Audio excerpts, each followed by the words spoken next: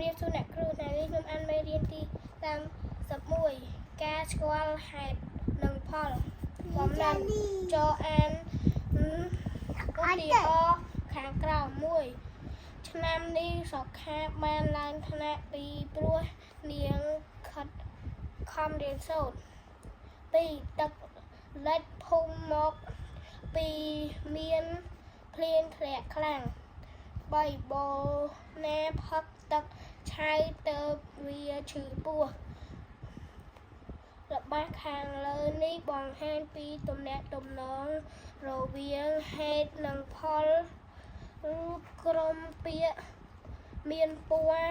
ក្រហមជាហេតុឯក្រុមពណ៌ដែលមានពណ៌ខ្មៅជាផលហេតុនិងផលខាងលើនេះភ្ជាប់គ្នាដោយពាក្យពីព្រោះមកពីទៅ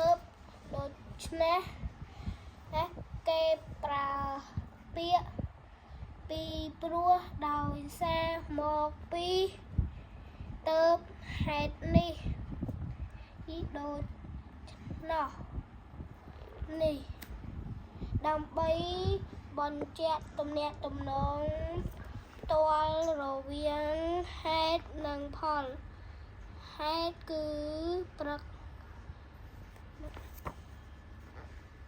នេះcon phân màព្រឹត្តិការណ៍ព្រឹត្តិការណ៍ឬរឿងអ្វីមួយដែលកើតឡើងផលគឺជា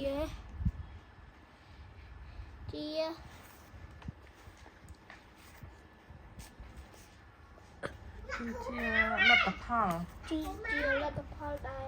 កើតមានឡើងអាស្រ័យដោយហេតុជំរឿននេះគ្រូ